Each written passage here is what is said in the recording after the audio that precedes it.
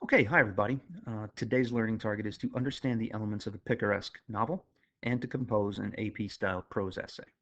You should be viewing this video prior to beginning work on the essay posted on Teams so that you understand what a picaresque is and the passage will make more sense. So here we go. What is a picaresque novel? It's an early form of novel, usually in a first-person narrative. It relates the adventures of a rogue or low-born adventurer. The Spanish word picaro is the origin of the word picaresque.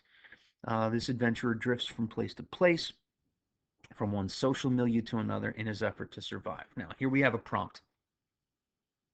This is not the prompt from your essay. This is a sample prompt. This is a practice prompt. Um, what I want you to be able to do is before beginning work on the essay, I want you to spend a few minutes unpacking the prompt. We've talked about this before to make sure that you don't miss any elements of the requirements. So, in a well-developed paragraph, explain how the author of the passage develops the elements of a picaresque novel and how these elements reveal the character of his narrator, Ignatius J. Riley. All right, here's what we need to pay attention to here. You have multiple elements of the prompt, okay? You have to explain how the author develops elements of a picaresque, so you have to know what those elements are. That's up here. And you have to show how these elements reveal the character of the narrator. So we have elements of a couple of these different big ideas, right? Um, how does the author develop the picaresque, the elements of the picaresque? Okay. That's all about understanding what those elements are, the drifting from place to place, the low-born rogue character. You need to be able to show those rogue qualities in the narrator. There's narration, there's character, two of our big ideas. Um, and you have to, okay, so how do these elements reveal? This is the kind of like one of those function questions. You need to spend time with the prompt before you begin so that you do not neglect any of the requirements. Because as soon as you start to neglect certain requirements, boom, your essay falls apart. You may have a well-written essay, but it's not going to score in the top tier if you don't address everything in the prompt. So we have multiple elements, and there will be multiple elements to the prompt that I give you on Teams for your prose practice essay.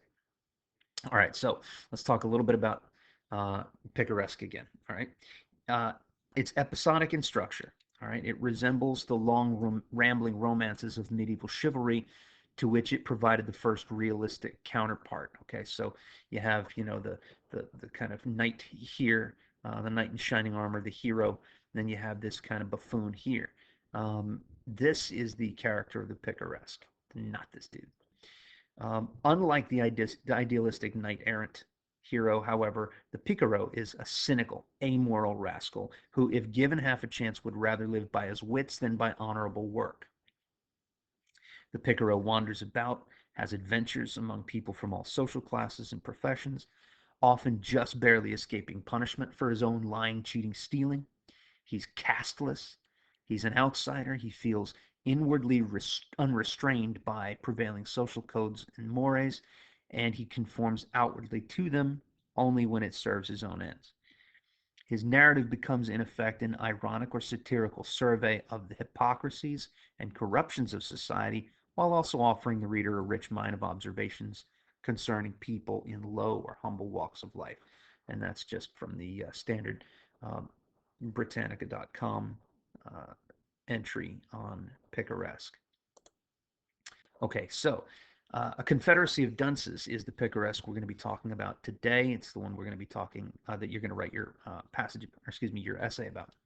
It's a picaresque novel by American novelist John Kennedy Toole. It was published in 1980, 11 years after Toole committed suicide.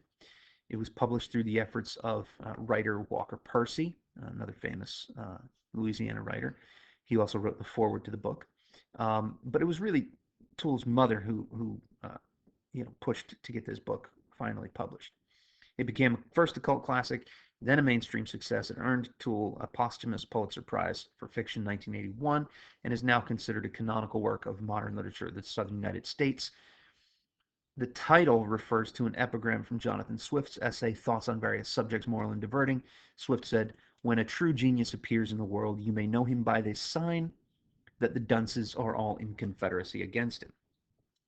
All right, so the central character and narrator, Ignatius J. Riley, is an educated but slothful 30-year-old man living with his mother in the uptown neighborhood of early 1960s New Orleans, who, in his quest for employment, has various adventures with colorful French Quarter characters. Toole wrote the novel in 1963 during his last few months in Puerto Rico. All right, here's what you're going to do. You can view this video as many times as you need to so you understand what a picaresque is, so you understand a little bit of background information about Confederacy of Dunces. I'll also give you a little bit of that, a little bit more background in the prompt for the essay. And when you're ready, you're going to open the essay assignment. Don't open the essay assignment until you're ready to start, and I want you to start a 45-minute timer from the moment you begin to read the assignment. And I want you to stick to that 45 minutes. And yeah, you're on the honor system here, but if you go beyond the 45 minutes, you're only hurting yourself, because the AP exam will be timed at 45 minutes. And if you go beyond that, they simply won't score your test. All right, so I want you to practice within the constraints of the exam. Do not go beyond 45 minutes from the moment you open the essay assignment. All right. Um, so best of luck, and I look forward to reading your responses.